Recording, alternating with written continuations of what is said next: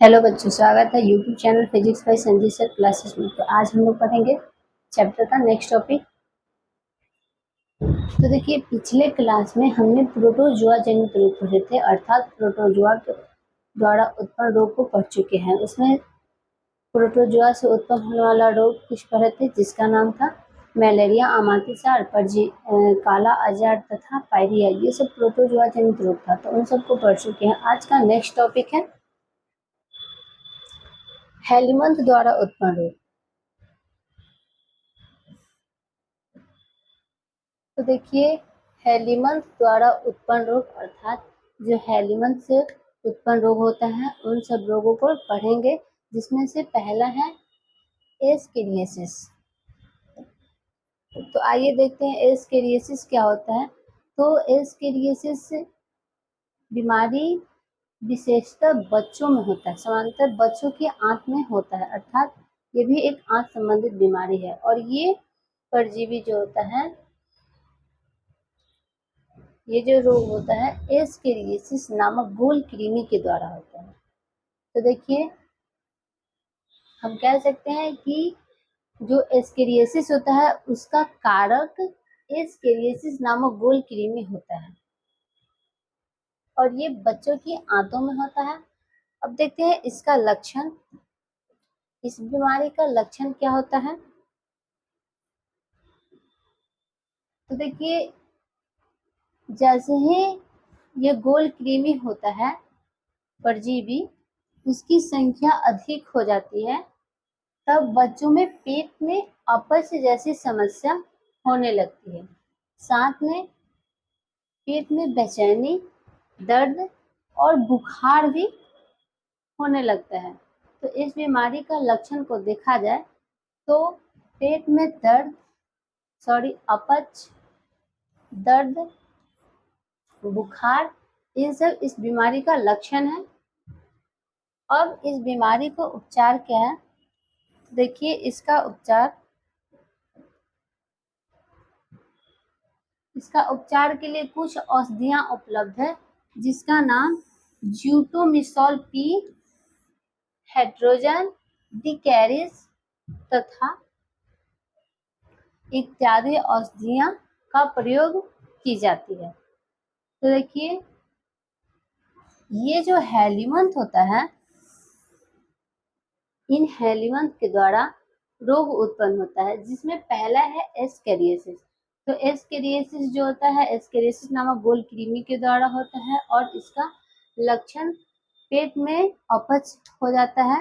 ये सामान्यतः बच्चों में होता है, ये बच्चों के आंतों से संबंधित है और इसका उपचार के लिए औषधियां हैं, जिसका नाम ज्यूटोसॉल पी, हेड्रोजन तथा डिस्कैरिस होता है, डिकैरिस। नेक्स्ट देखते हैं। तो वो तो था एस्केरियासिस, अगला है फाइलेरियासिस।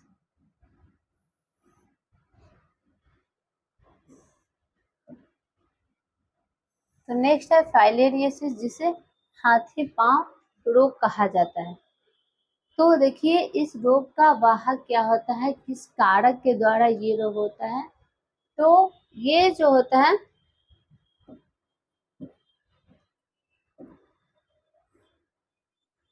ये बीमारी फाइलेरिया कृमि बुचेरिया वैनक्रोपटाई के कारण होता है और ये मनुष्यों में फैलने वाला रोग है। तो देखिए, इस रोग का वाहक क्या है, फाइलेरिया कृमि, जिसका नाम बुचेरिया वैनक्रोपटाई होता है और यह एक परजीवी है जो प्रायः मनुष्यों के। तो देखिए, ये जो है फाइलेरिया बुचेरिया वोल्क्यूमी, ये एक परजीवी है और ये परजीवी क्या होता है, प्रायः देखा जाता है कि ये मनुष्य के लसिका वाहिनियों में, पेशीय ऊतक तथा लसिका ग्रंथि में पाई जाती है। तो देखिए, ये परजीवी कहाँ पाई जाती है, तो मनुष्य की लसिका वाहिनी, पेशी ऊतक तथा लसिका ग्रंथियों में पाई जाती है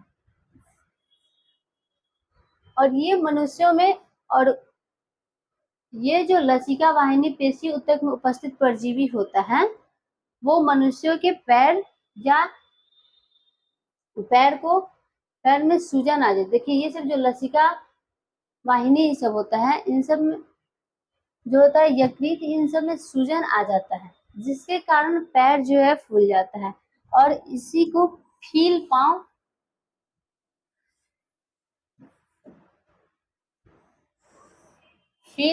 अथवा हाथी पांव कहा जाता है।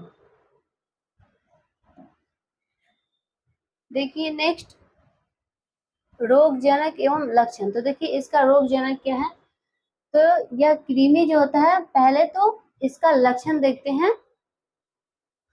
कि इसमें जो परजीवी होता है जीवित और मृत दोनों अवस्था में रोग उत्पन्न करता है।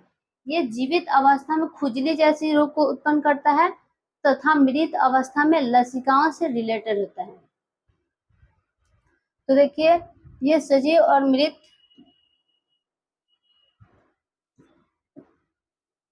ये कृमि जो होता है सजीव और मृत दोनों अवस्था में बीमारी को उत्पन्न करता है। जीवित अवस्था में ये खुजली जैसी समस्या को पैदा करता है, और ये हानिकारक पदार्थ को जमा करता है। तो देखिए जब ये जीवित होता है परजीवी, तो खुजली जैसी समस्या को उत्पन्न करेगा, और साथ ही साथ जो हानिकारक पदार्थ होता है उसको भी जमा करता है, और जिससे क्या होता है कि लिम्फ वाहिनियां बंद हो जाती है। जैसे ही ये हानिकारक पदार्थ को जमा करता है तो होता क्या है कि जो लिम्फ वाहिनियां होती है वो बंद हो जाती है, और यकृत, प्लीहा, पांव इत्यादि सूजन आ जाता है, सूज जाता है। तो देखिए ये क्या होता है कि जैसे ही लिम्फ वाहिनियां बंद होती है तो यकृत, प्लीहा और पांव इत्यादि में सूज जाता है, अर्थात इन सब अंगों में सूजन आ जाता है। अब ये देखिए ये जो बीमारी होता है क्यूलेक्स पाइपिंग मच्छर के काटने से होता है। तो देखिए जो फाइलेरियोसिस बीमारी होता है वो एक मच्छर के काटने से होता है, जिस मच्छर का नाम क्यूलेक्स पाइपिंग मच्छर है। आइए नेक्स्ट देखते हैं। अब देखिए ये जो बुचेरिया बैंक्रोफाइट है, ये द्विपोषदीय कृमि होता है। ये एक तो कृमि है और इसका जीवन चक्र जो होता है दो पोषदों में होता है, अर्थात ये द्विपोषदीय होता है। तो देखिए फाइलेरियोसिस से ग्रसित इस प्रकार का हो जाता है अंग।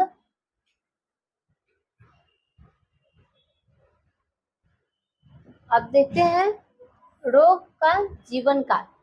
तो देखिए रोग का जीवन काल क्या होता है, इसमें जो मच्छर परजीवी होता है वो द्विपोषदीय होता है, और वो किस प्रकार से होता है, तो इसमें पहला जो होता है प्राथमिक इसका जो होता है वो मच्छर होता है, और वो मच्छर क्यूलेक्स पाइपिंग मच्छर होता है, तथा उसके बाद इसका दूसरा पोषक जो होता है मनुष्य होता है।